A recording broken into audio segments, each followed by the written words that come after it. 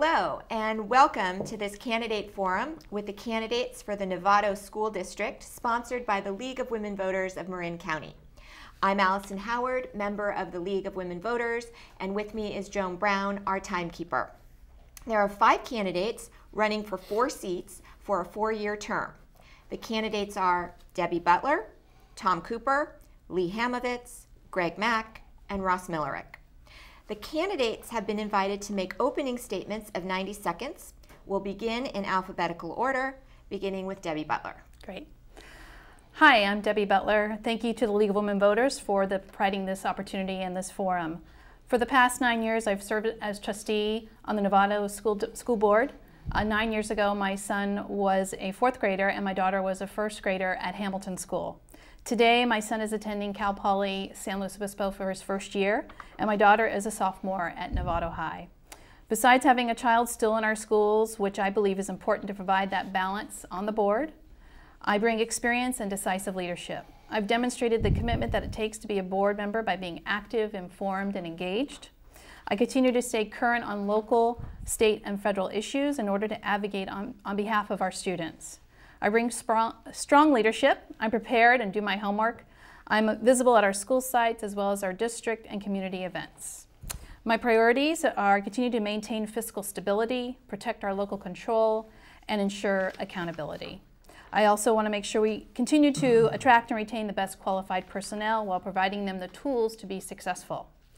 We also need to continue to provide innovative and effective programs and maintain a rigorous and differentiated curriculum, while providing equity and access for all students.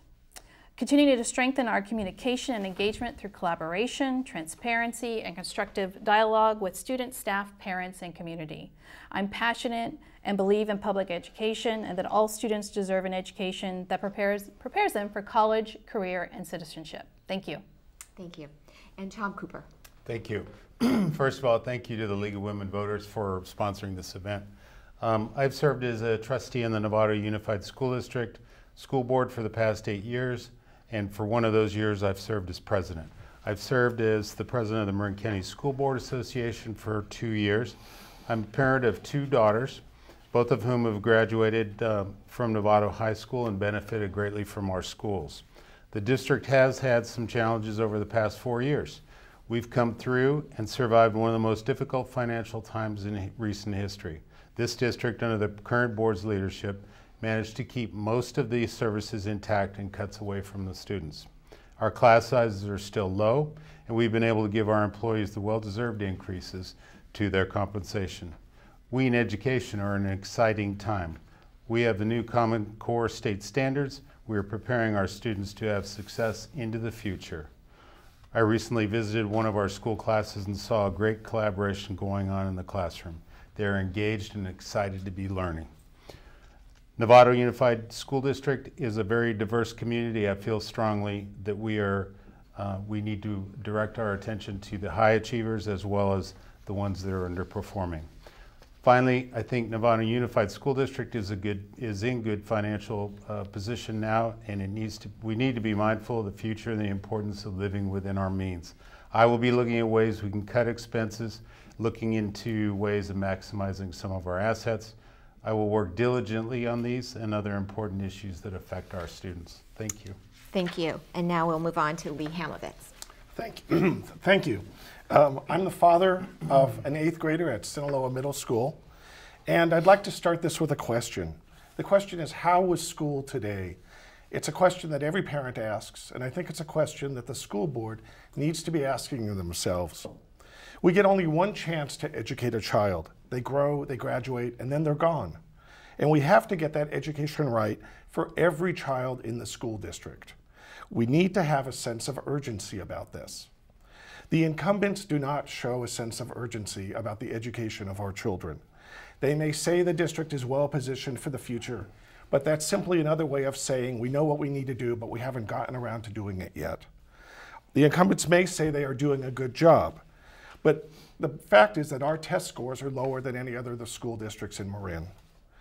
The incumbents were elected to guide the district, to direct policy. Instead, they have become an arm of the administrative staff, simply rubber stamping whatever staff wants. We have a board that follows but does not lead. We have a district without transparency, a district without outreach, and a district that treats parents as opponents, a district that inflames the community every time a major issue is touched.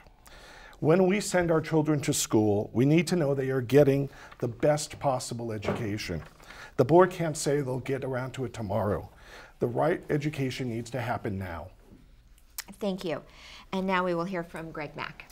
Hi, I want to say thank you to everybody for having us here today. Thank you to the League of Women Voters. My name is Greg Mack. I've been living in Novato for almost all my life, 45 years. Raised in the district, graduate of San Marin High School, just like my wife, went to UC Santa Barbara, got my master's degree in economics. As well, my kids all went to Novato schools, with my son, also a UCSB graduate, now going to pre-med. My daughter, a junior at Brown, and my son, my youngest son, still in 8th grade at San Jose Middle School. I bring three kind of primary competencies to this role. One, I have a deep financial background in financial analysis planning. I build budgets for banks, have been for a long time, that strategic planning. As well, I have a real deep background working for Fair Isaac in data analytics. So I have a lot of experience and kind of a data geek when it comes to going through data, figuring out what it means, and using it to figure out how to go forward. I think that really applies to this job, especially with the Common Core era upon us. Lastly, currently I'm really heavily involved in technology consulting. So I work with web startups and do a lot of work with technology, have a real deep understanding of how it works. And in doing so, I think I can bring a lot of background to the technology side of the equation. Why am I doing this? I've been recruited for a number of years to do this by superintendents, principals, teachers, even some board members.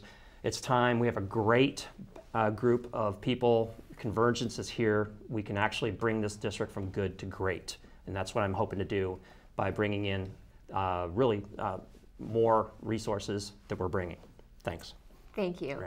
And now we'll hear from Ross Millerick. Hi, thank you very much, the League. My name is Ross Millerick. I've served on the board. I'm an incumbent. In the time that I've served on the board, the school district has grown significantly in terms of stability. We have dealt with physical plant issues. We've dealt with test scores. We've dealt with teacher training. And we expanded athletic programs, and we've expanded academic offerings. That's just foundational. We've just gotten through 4 years of one of the toughest budget cycles in the state of California. We've also transitioned this district from to a new superintendent and a new HR director and new curriculum directors. And with the additional budget the state's going to offer because of the increased financial positions, we are in a position to transform the Novato School District from something that is just getting by and serving the kids to something that will be absolutely great. We have programs that we can expand MSA. We have the new STEM program at San Marin. We have the new robotics program at San Marin. We have the collaboration with the College of Marin. The students at Novato High are currently taking a class, 24 students are taking a class in Mandarin, which is offered by the College of Marin. The kids are excited and thrilled. We have new opportunities, and we can be a great school district with the right leadership, and I hope to work with this board to do that. Thank you. And now for the questions. We will rotate the order of the candidates being able to answer the question first and last. Candidates will have 1 minute for answers. Question 1 order will be Tom Cooper, Lee Hamovitz, Greg Mack, Ross Millerick, Debbie Butler. And I will remind you of the order. That is my job. So we're going to begin with Tom Cooper. What is your vision for the ideal public education? And how close would you say the district is to meeting this ideal? My ideal school education system would be one where every single student within the district has an opportunity, gets the opportunity to be the best that they can be. I want them to be productive citizens into the future, whether it's college and career or career. So I can see we have to work on both ends of the spectrum and bring everybody along. Thank you. And Lee, what would you have as your ideal public education, and how close is the district to meeting that vision? While the district is a good district, we have an area in Novato which has great volunteerism, is willing to tax themselves to provide for education, And we actually have a small student body of roughly 8,000 students. So Novato has the potential as a district of giving a terrific education to students that allows them to not only learn intellectually, but allows them to grow socially and emotionally so that they can better take their place in the world as adults. We need to be able to reach across schools, across socioeconomic lines, connect students in different and new ways that allow them to ignite their spark of curiosity and ignite their intellectual spark so that they grow to their best possible ability. We're not doing that now. Now it's simply the old-fashioned, the bell rings, you show up, the bell rings, you show up. And there's so much potential in the future with technology and new ways of looking at education. Thank you. And Greg? So that's a question you can answer so many different ways, but I think the key is you need to look at each individual student.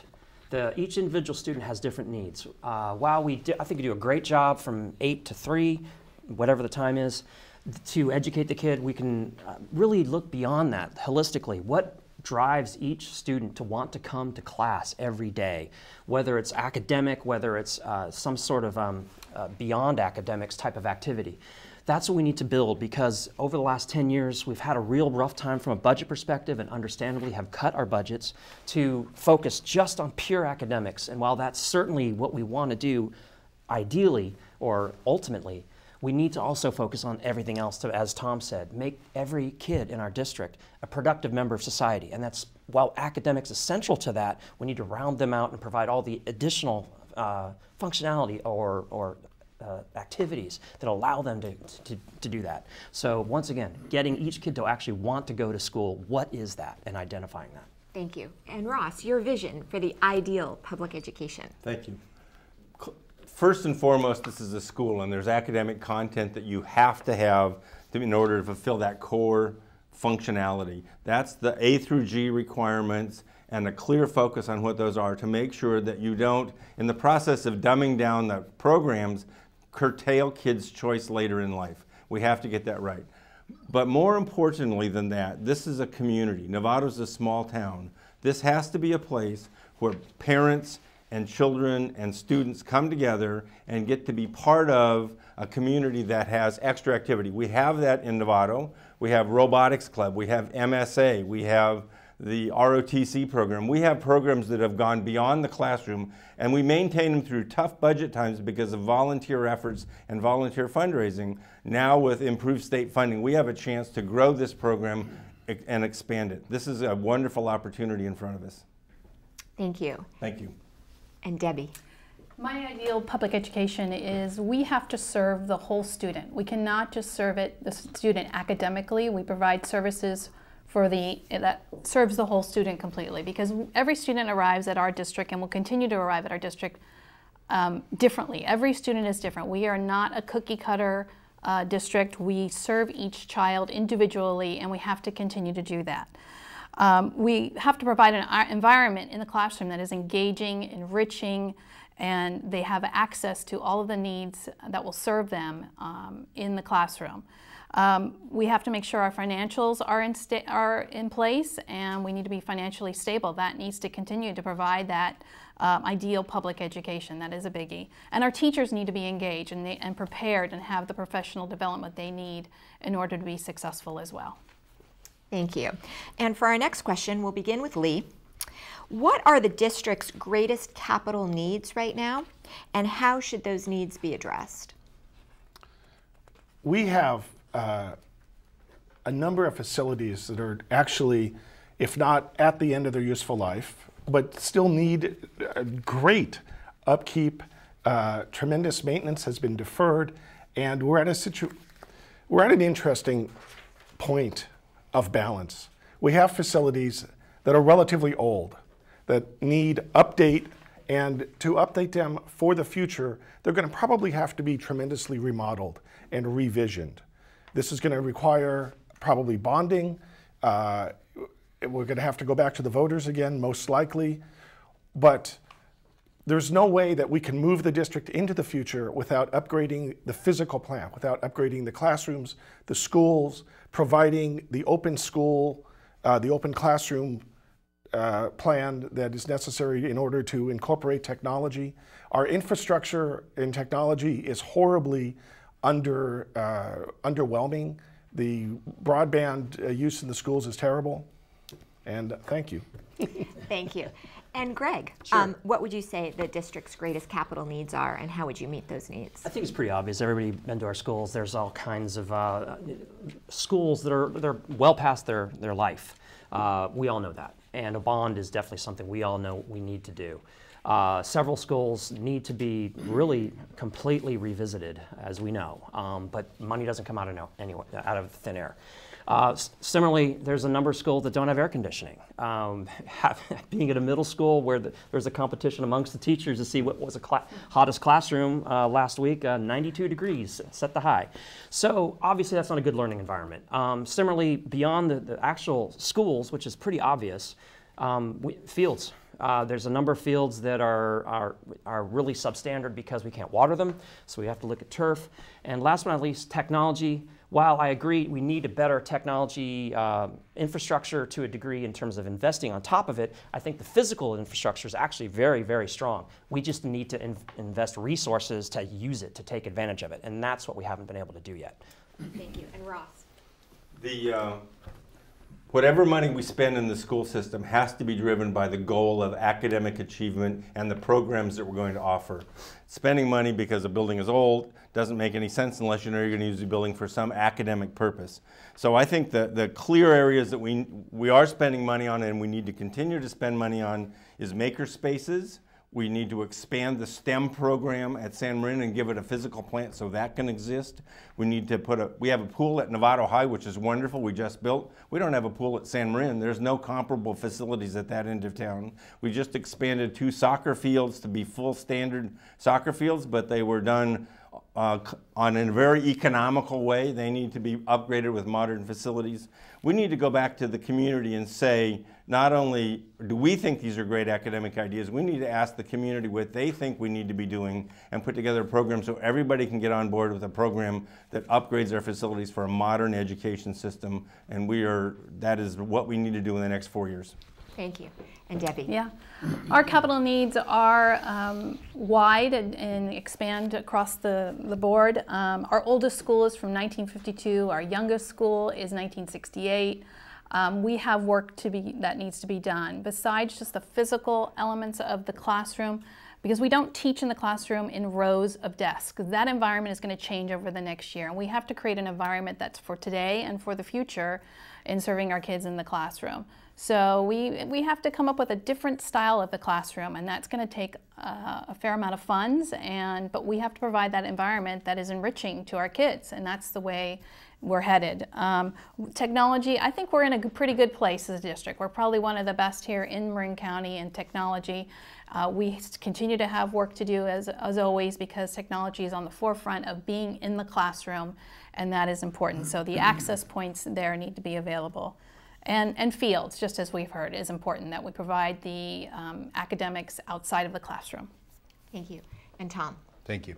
Our district needs for facilities, and I think everything that we do, we need to look through the lens of what we need to achieve academically, programmatically. If we're going to have a new STEM program at San Marin High School, which we just implemented, we need to have the facilities for those. We do not have enough, we've recognized that. We don't have enough classrooms to support that STEM program. So it has to be driven programmatically. It can't be driven by, ultimately our buildings are old, but we've done a good job of maintaining them and doing deferred maintenance. So it's not the brick and mortar, it's more the programmatic stuff. And to that end, so that's one issue. Another issue is the athletic situation and the performing arts. I'd love to see a performing arts center at both high schools, actually a new one at both high schools, as well as equity. Let's put a pool, as Greg mentioned, at San Marin High School. So those are kind of the things that I'd focus in on. Thank you. For our next question, we'll begin with Greg. So there's been a lot of emphasis and even some discussion here about STEM and education in our area being so close to Silicon Valley and the tech industry. But there's also been a discussion of STEAM and including the arts in STEM. So they've change the acronym slightly. So how would you ensure that the social sciences, humanities, and the arts are all emphasized and supported as part of the curriculum? Oh, this is a great question. So obviously we have MSA. MSA is a fantastic program. If you haven't seen it, I highly encourage anybody who hasn't seen it to go look, because the programs they have going there for the arts are off the charts. They're some of the best, in my opinion, in the state, well, maybe Northern California. But anyway, but similarly, we do even have some product design classes going on at MSA, which is bridging the gap between art and engineering and 3D printers, that kind of stuff. So STEAM is actually already happening, if you will, at MSA. However, that's at MSA. STEM, as Tom talked about, is a fantastic program that's going on at San Marin. There's by no means is it limited to just engineering and math. They are expanding to environmental management, if you will, and world leadership, if you will. And the problem we need to address is we need to give STEM more resources so they can catch up to MSA in many respects, so that we can actually even out the two high schools. Because ultimately we'd like to see both high schools about the same, but have people make decisions based on academics rather than geography. And that's what would really help out. Thank you. And Ross? I'm an engineer by training. I've got a graduate degree out of Berkeley in the STEM field, water resource management. But if you live at a world-class university, engineering is not a practice where you read a book and implement. At that class of university, you are creating the basic underlying protocols and standards. So building a dam is as creative as doing an artistic art form. The notion that engineering is not creative art is incomplete. If you design an F-35 jet, that is as much art, or an SR-71, that is as much art as any technical fact. Leonardo da Vinci made his own paints. These two fields are always and always have been integrated into a single logical consequence. And we need to include the artistic side of everybody's character and personality as we teach the technical side. These should always be taught together. And we need to add art to STEM at San Marin and STEM to art at San Marin, or at Novato High. We need to put them together. Thank you. And Debbie? Yeah, I can agree. I agree with Greg and Ross as well. One of the major points of the Common Core State Standards is crossing curriculum across subjects. So whatever you might teach something in math, that could be related to English and vice versa, or science can be related to English. And that's the idea where we're not in silos anymore, and we are crossing over subjects and departments, and they're communicating with each other and how they can implement something across departments, as I said. So I think we're headed in that direction, and we have room for improvement with MSA, and then with at Novato High and STEM at San Marin. And I hope down the road that maybe those become open and that kids can go to either one of those. And I know, Greg, you've talked about that before, and I think it's a great idea. It's been on my radar as well, that we allow kids to just go whatever high school they want based on their need. Thank you. And Tom? Thank you. I think we've done a good job of recognizing in Novato that there is an importance to the STEM program. There is also an importance to the arts. If you look at MSA, look at Novato High School, that program is very, very robust. It's been very robust for many, many years. We've also, as Greg has mentioned, we've started some design, computer design, CAD work there. So this science part is working there as well. There's coding going on there it's just amazing. So there is some crossover there, but when you look at San Marin High School, the STEM program there is really, it's starting to take off. At the interest level is extremely high. But it's not just, San Marin isn't just limited, as Novato High is not limited to just arts. We've got a great drama and theater over at San Marin High School, one of the best. So it's important to do both, and I think some kind of hybrid is important. Thank you. And Lee? This is a great question and speaks exactly to why new people need to be put on the board. People talk about the STEM program at San Marin. It's a fabulous program, a terrific program. It's highly impacted. It only allows for 60 students. And this is a good example of the board not taking not paying attention to detail and not being prepared to roll a successful program out to a wider audience. Likewise, there's the information technology program at San Marin, who are now working with computers that are 7 or 9 years old, that are broken. So it's one thing to be a ribbon cutter, to announce a program and say, oh, look, we're doing a great job here. But it's an entirely other thing, and it's the board responsibility to go back and make sure that those programs are actually working. MSA is a fabulous program my stepson went through, but it also went through years, or, well, not years, but a couple of years of turmoil and was up in the air. And the board just sat back and did nothing. We need a board that involves themselves with the programs. Thank you. The next question will begin with Tom. How far along is the district in implementing the Common Core standards? Great question. Thank you very much. I think we're fairly well along. We're doing a great, I think we're doing a great job of assisting. You know, anytime you bring a brand new, and it's totally nuts to bolts, it's everything, the curriculum is totally changed. So a really important aspect of that is training our teachers, and we've done professional development has been very, very high on our list. So that's got to happen. The collaboration between different teachers within a school or within the district is really important to spreading that knowledge throughout the district. Who's successful, who's not successful. Let's see what we can do to help you get better in that regard. I think, but I think if you walk into the proof's in the pudding, when you walk in the classrooms, you see that collaboration going on. You see students working in groups, problem solving amongst themselves. You don't see the teacher lecturing at them, and that's probably one of the key things with Common Core. So we're on our way. Thank you. And Debbie? Yeah, Common Core is fully implemented at Novato Unified across our schools. We've been on it for the last couple of years, and making sure the big thing is professional development for our teachers. That is the #1 thing. And we continue, that'll be continuous over the next few years in making sure that they have the tools they need to be successful in the classroom. It's also changed, Common Core has changed the way we teach to kids. It's the depth of knowledge that we reach to. It goes a little bit deeper now. It's not just let's find the answer, let's find out how you got that answer and reflect on it. It's critical thinking skills. So it's a whole change in how we deliver teaching and learning in the classroom. And again, I go back to professional development is the #1 thing. Thank you. And Ross? We're making good progress in Common Core. We started early, and as part of Common Core, there's also a testing strategy, and the Novato Unified School District volunteered to participate in the testing strategy to validate the methodology and to validate and help our teachers become more effective in doing that.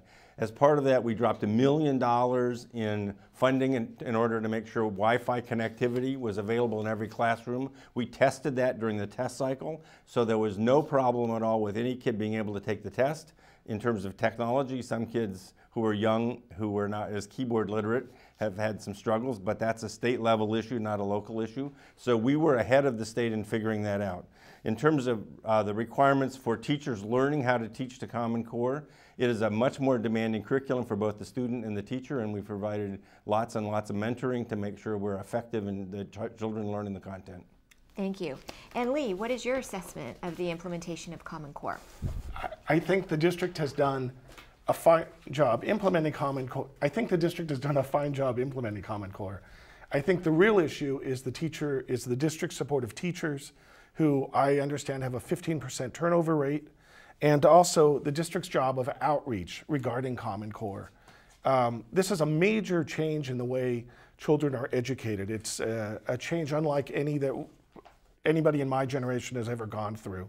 And I don't think the district reached out to the parents. I don't think the district reached out to the community and really explained that there were 2 aspects to Common Core, the curriculum and the skills base that was needed for that curriculum. And so you had a lot of unnecessary confusion. I think also the support of the teachers is reflected in the fact that there is this 15% turnover rate. Teachers need to grow not just in salary, but they need to grow professionally and personally so that they look forward to coming to school, that it's more rewarding just being a teacher than simply, it's not simply a job, it's the rewarding being a teacher. Thank you. And Greg? Yeah, so I think we've done a great job getting started with Common Core. In fact, I think, like you guys said, I think we're ahead of the game. We had some great transitional work done. Was it perfect? No, there's bumps, but there's going to be bumps. There's bumps everywhere, but I think we have less bumps than anybody else.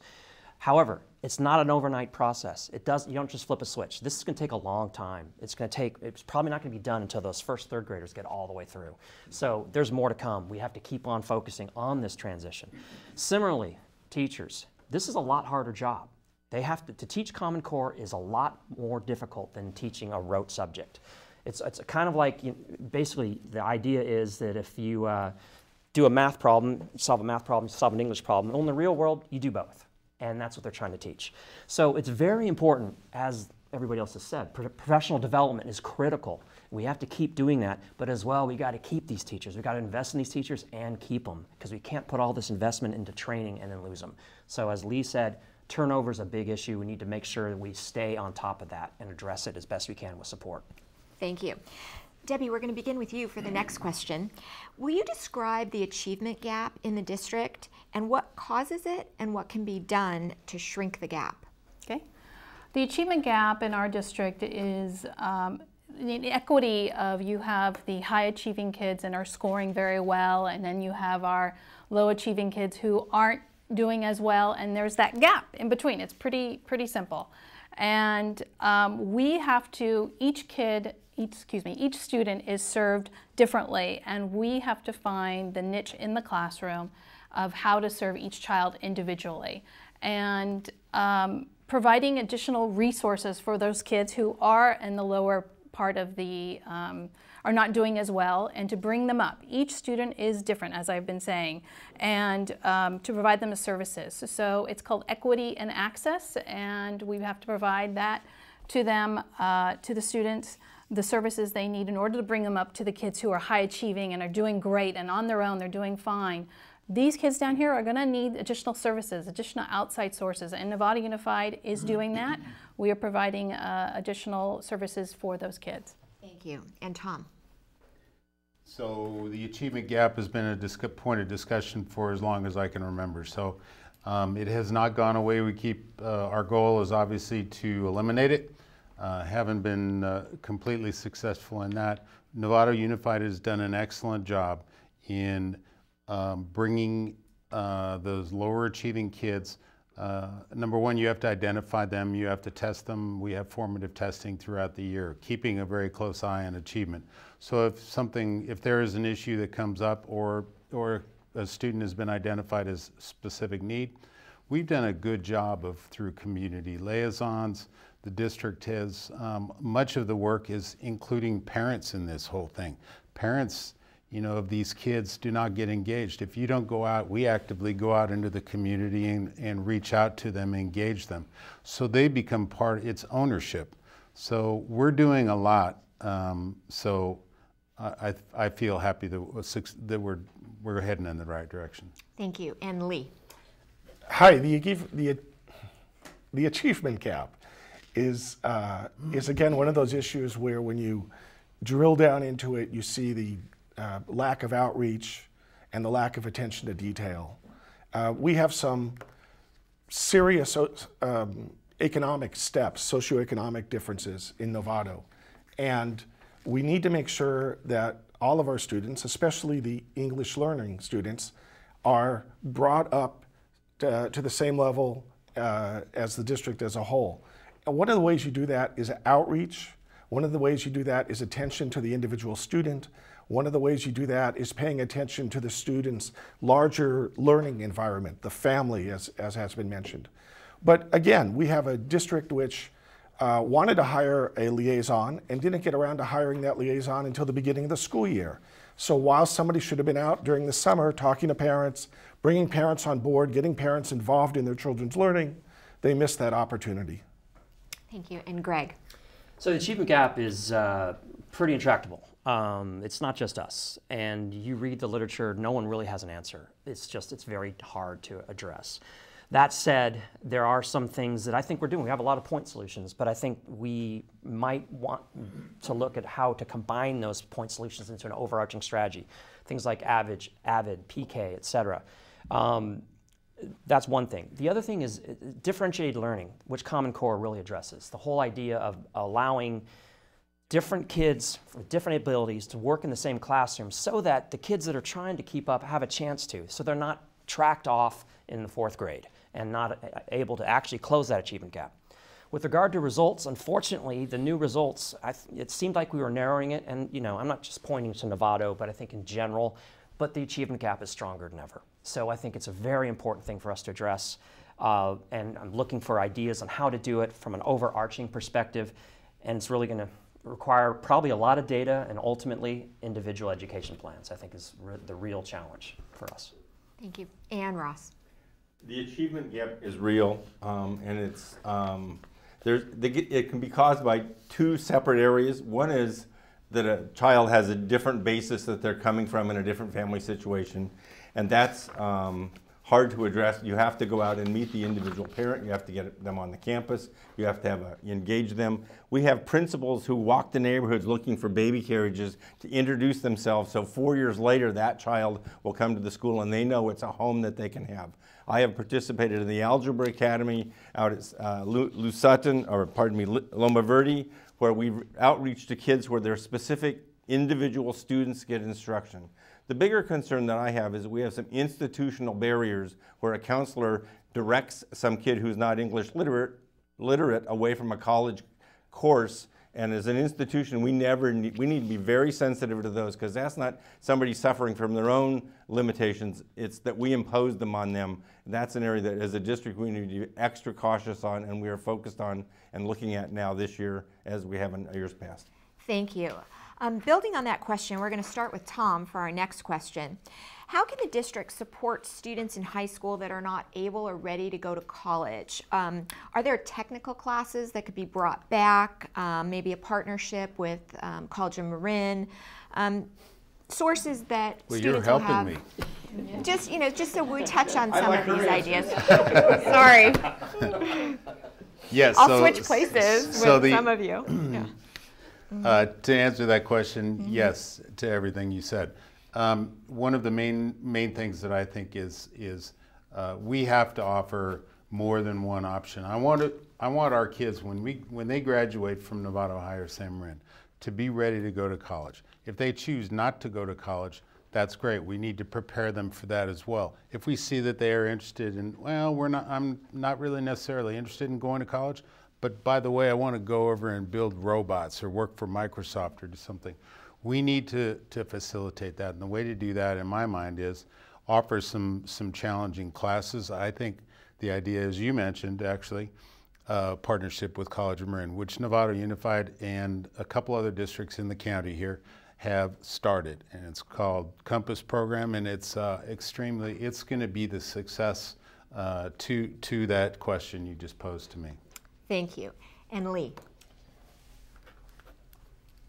This is one of those issues that is really bright when you look at the future. This is an issue where we can take an individual student, find out what they're interested in, and using the internet, using available software and available programs, custom make an education for them that allows them to fulfill their potential, to follow their interests.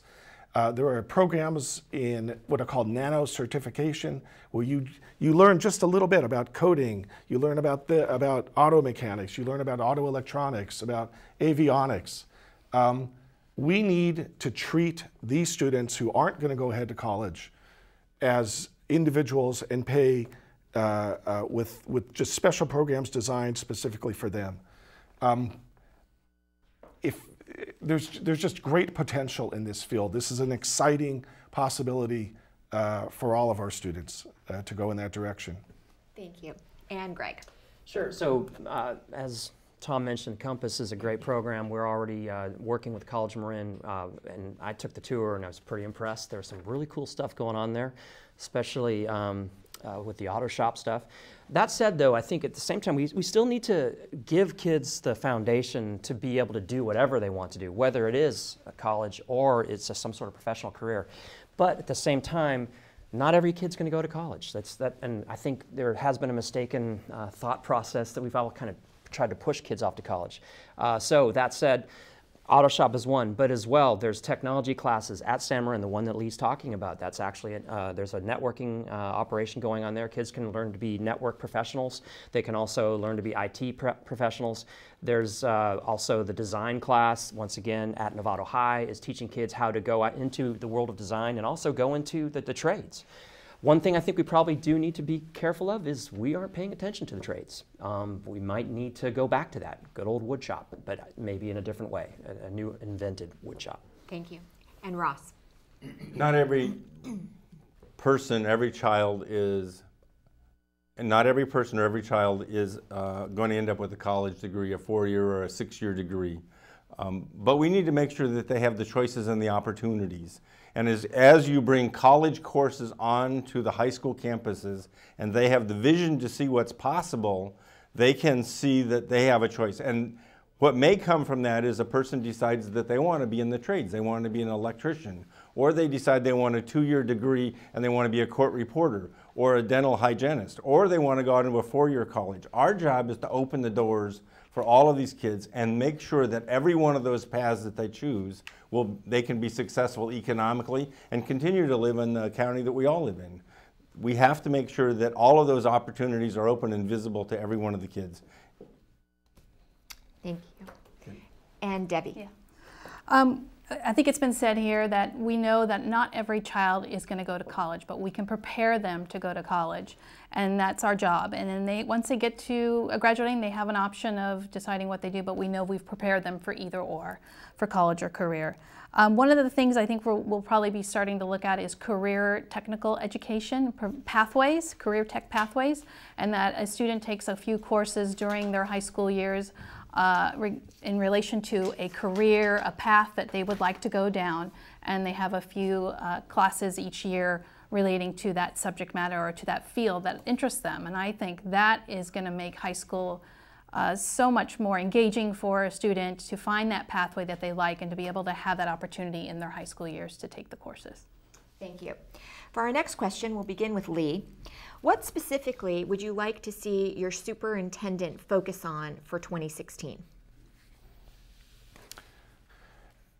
I think the #1 thing to focus on for the new superintendent is bringing a sense of transparency to the district and a sense of public outreach to the district. I have sat in district meetings regarding transparency. I have sat in district meetings where district staff has blamed parents for a bad meeting. And I have talked to school board members who have said that they have no power to change policy. We need a district that has better transparency, that explains how decisions are made, who's making those decisions, why those decisions are being made. And part and parcel of that is better district outreach, is extending that information out into the community with a better website, with better flows of information to the community, explaining what the district is doing. They operate too much in isolation, and the superintendent has a large role to play in pushing district policy out into the community. Thank you. And Ross? I think the most important thing for the superintendent to focus on is student achievement. And the way to do that quickly and fast is to provide training and focus on the faculty to make sure that they have the skills needed to be able to do the new curriculum. We can't wait till next year for those students to be successful. I think that's well underway already. The immediate thing right behind that is to improve the public outreach to the community. We have a man who we hired specifically for those kinds of skills and that kind of personality. He served in Novato at Hill School as an assistant principal. He knows this community well. He's well connected to many, many people in this community who have been long-term residents, and his process of outreach has already reflected in many ways, and I expect in the next couple of months we're going to see even more of that. This year will be dramatically different than years prior because of the person we hired. Thank you. And Tom? I agree with Ross. Clearly the most important thing is for a new superintendent or any superintendent is to follow the academic achievement and success of our students. Secondarily, in our district, I think it's really important to, and this has been touched on, is to be available to the community and staff. Okay, so what does that mean? That means, to illustrate that, I can't even keep track of how many meetings he's gone to. He's gone to probably 50 meetings with various stakeholders in the community, every teacher. He's made a point of meeting all the teachers, staff, so that's huge. So the academics is important. That's number one. To facilitate and make that happen, these other things are foundational that need to happen as well. Thank you. And Debbie, what would you like to see the superintendent focus on? Yeah, one of the things that we do as a board once we hired Superintendent Hogaboom is we sat down with him and set up some priorities. So I think that speaks to what we would want him to do as our priorities. They're equity, student success, staff support, community engagement and involvement. Those are the 4 areas, and they're in depth. There's more detail to them, and I won't get into them, but those are where we would like him to work on this year. One of the first things we have to do, though, is build some trust in this community, in Novato, build trust again with our community, our students, our teachers, and he is doing that, as Ross and Tom have spoken to, and he's out and about meeting our community partners, working with our teachers, with our principals. He is really providing support to them and saying he's there to help them along the way and do what we can to be successful. So I'm really pleased with where we're headed right now. Thank you. And Greg. Yeah, I would agree. Jim's a great hire. He's really jumped into the job, but at the same time, I have to say he's jumped into a great job because he's got a great infrastructure put in front of him to allow us, like I said, to go from good, we're pretty good, to great. And we have an opportunity with all of the groundwork that's been laid to actually achieve that.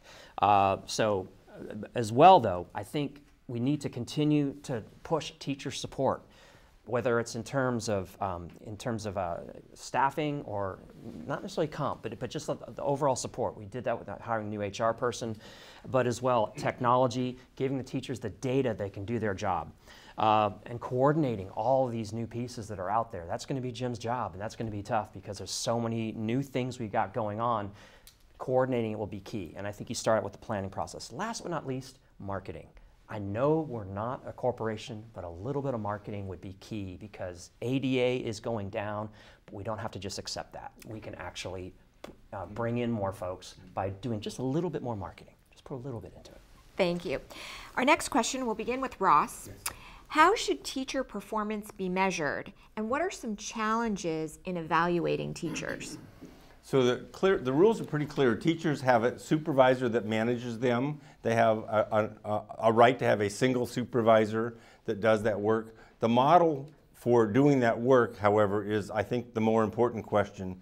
And clearly teachers need to be evaluated every year. There's been years in the past where we've skipped. I believe that we should go back to an evaluation every year, and it should be their immediate supervisor, which is the principal on the campus.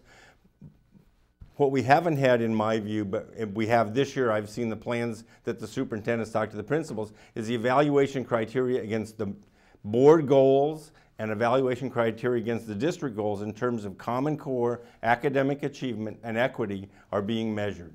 And so that matrix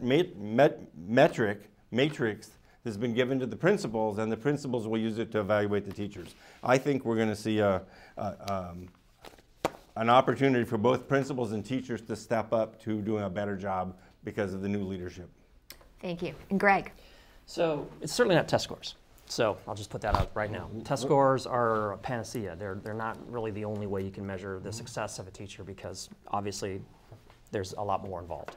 But observation is obviously a key part. The principal's going in and seeing what's going on and working with the teacher to come up with a game plan. But as well, differentiation. It's very difficult to do this Common Core thing, and the ability for them to work with different kids and different types of styles to actually allow them to either to scaffold them up or to challenge them, depending on where they are in that spectrum. So it definitely is a new world because we can't just use cookie cutter methods that we used to use in the past. So it's going to be challenging for our principals as well to come up with new approaches. And frankly, I think it's something we're going to have to, as a board, provided I get on it, is to actually work on exactly that because I think the old processes won't work. Thank you. And Debbie? Yeah, we need to continue to evaluate our teachers. We do not evaluate every single year. There are certain requirements in the contract and our teachers' contract, so we need to be collaborative with our union in this process of evaluation. It's an important process that we do. It's important that the principal is in the classroom on a regular basis, and I know from Superintendent Hogaboom that that is a huge priority, that they are in the classroom and making those rounds, because that's the only way you're going to know if a teacher's being effective or not, and regularly checking in. There needs to be some accountability, so we need to, and it has to be a proper evaluation that it meets both needs of what the principal's looking for, and it also is not a negative for the teacher, but it's to provide feedback on how they can do better, what they're doing well, and it's important that we do it. Thank you. And Tom? So I think it's very, very important. It's a very difficult topic because there's many different schools that thought about teacher evaluation.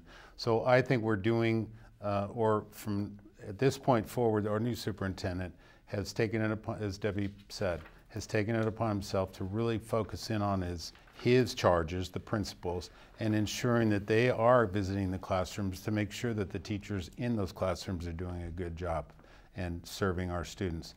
I think there's another thing. Before, when we hire a brand new teacher, we need to make sure we keep a very, very close eye and give whatever support we need during that pre-tenure period, to give them whatever support, and if they're not going to work out, that's the time to effect some change. I think professional development, if it's not just a matter of, well, it's our way or the highway, there's a way to offer professional development for teachers, also teacher trainers. There's a way for other teachers, and I think I mentioned this, to come in the classroom and work with those teachers and help them.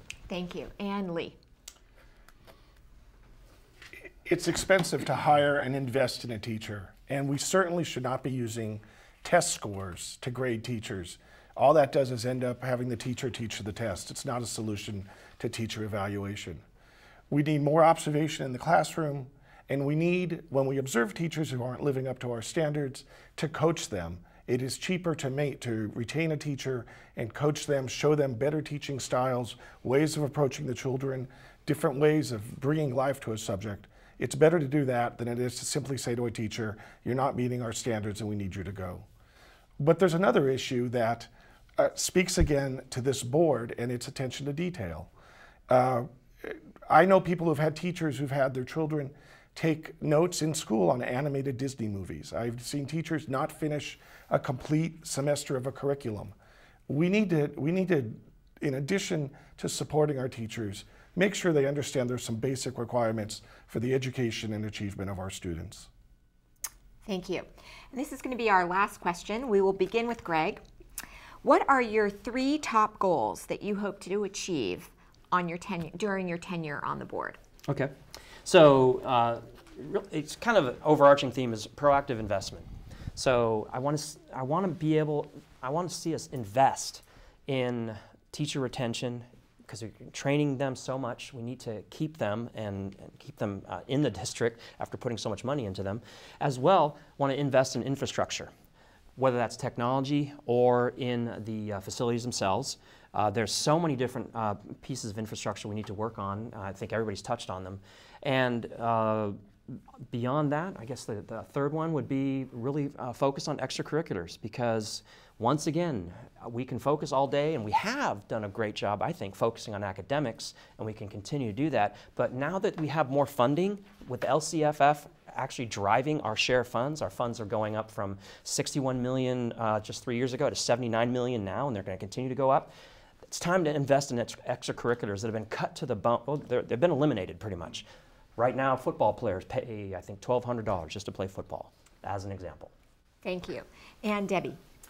Yeah, my 3 top goals is one of the first things, and it was 4 years ago, and I hope that it still continues, that Novato is the first choice. Novato Unified is the first choice for the students and the children of Novato community.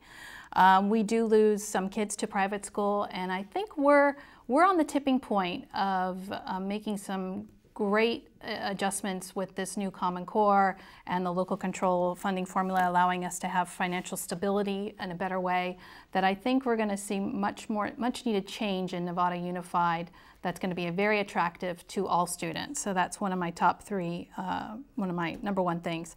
The second would be really going back to the kids and making sure we are serving every student. That is continually one of my priorities that has been since I've been on the board, that we are providing the services for each child and they have everything that they need. And my third one would be technology, making sure we have enough technology for the students, the teachers. Thank you. Ann Lee? Hi, we're a school district, so it goes without saying that academics is far and away the number one priority. Absolutely, the education of our children is the single most important thing that we do as a school district.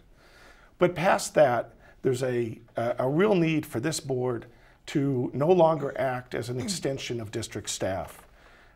The board was elected with a sacred duty to act as oversight and to give direction and guidance to program and policy. And they have fallen down on that job. They need to no longer simply do what staff says. They need to no longer simply rubber stamp staff's requests. And past that, the third thing would be transparency and outreach. Part of them becoming an extension of staff is that, again, decisions are made in a vacuum, they're made behind closed doors, they're made in a way that parents and the public don't understand. That needs to change. So academics no longer being beholden to staff, and also outreach and transparency. Thank you. And Ross, your top three goals. So it's a school district. The clear objective is provide education to kids. If you miss doing it this year, those kids are lost forever. We need to be doing that as a top priority. And to do that, I believe our connections with the College of Marin have been poorly leveraged. We need to add programs. We've added MSA, we've kept ROTC, we've added STEM. There's other programs we can add to have a richer offering. I think that should be our number one priority. Our second priority is the connection to the community. I believe we have an opportunity to re-engage with the community, more board members on campus, more time on the superintendent on campus, more time for parents to talk to principals and teachers. I think that's an area where we have an opportunity to do better. And we also need to do a good job of equity. We need to make sure that the outreach isn't just to somebody who has a college degree as a parent, but somebody who is maybe didn't have that opportunity and their children need that opportunity, and the faculty needs to be reaching out to them as well. So outreach and equity and academics. Thank you. And Tom, your top three goals. Okay, thanks. My the first goal obviously is academics, and to make sure that our students, when they graduate, they're going to be successful. They're going to be future citizens in this world, and they're going to be successful. We've talked about this, whether it's an academic going to college or career. I want to make sure that they are successful, and we need to give them those tools. Secondly, I want to make sure that the facilities that we have in our various campuses are directly, moment of silence, there are directly lined with those goals of they should be lined to our programs. So we have STEM programs, we need to facilitate and make sure we have those necessary facilities. Thirdly, and one of the very most important ones too, is to attract and retain teachers. We've done, as has been mentioned here, we have some turnover. We're referred to sometimes as the training district. So I want to stop that to it's easy to say that, but there's a lot of dynamics that feed into that. But I want to make sure that we have the best and the greatest and we retain them. Thank you. Thank you. That ends the questions. Before we go to the candidates' closing statements, I have some useful information about the election. Election day is November 3rd, Tuesday. The last day to register to vote is October 19th, or to re-register if you have changed your name or address since you last voted. Your sample ballot will include a request form for vote by mail. Requests must be received by October 27th. You can watch our debates on the website of the League of Women Voters at marinlwv.org or the Community Media Center of Marin at cmcm.tv. And candidates are provided a free webpage on our election site at smartvoter.org. The polls will open in room 121 in the Civic Center on October 5th, 29 days before the election, open from 8 a.m. to 4:30 p.m. The League of Women Voters welcomes both men and women members, and we hope you will join us in our important work. Now the candidates will make closing statements of 1 minute in reverse alphabetical order.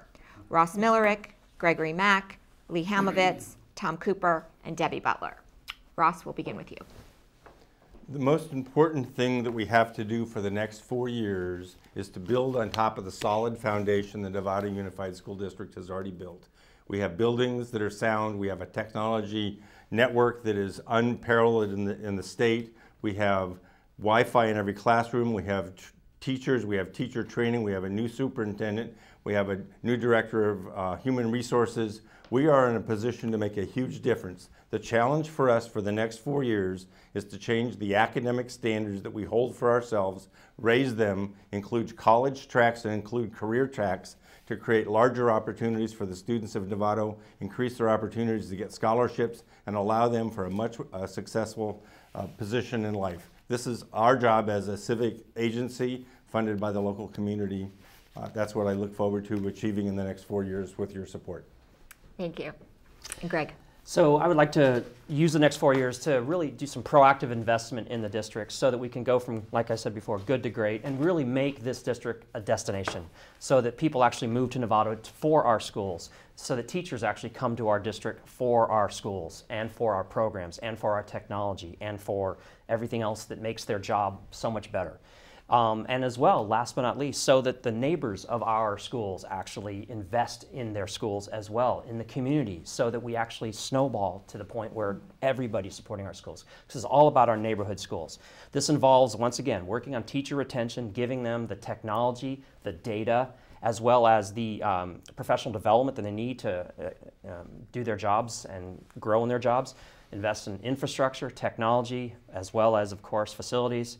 And once again, last but not least, reinvest in extracurriculars beyond just the standard school day. There's more we got to do during that danger time between 2 and 5 when kids start doing things that aren't so good. Thank you. And Lee. School is about more than education. It's the starting point for our path in life. And as you've heard, we've got some really big decisions facing us, some giant opportunity that we can look forward to. But part of the problem with the current district is that they've become too married to the district staff. If we're going to move ahead in a great way, if we're going to take advantage of all of this opportunity, we need board members who are independent of district staff, who have a sense of urgency, who will push the district staff rather, to do their very best job. We can't have board members who allow district staff to blame parents for something and then don't comment on it. You're voting not for programs and policies, you're voting for the members of the board, for the people who have a sense of urgency about these decisions that need to be made to carry us to the great district we can become.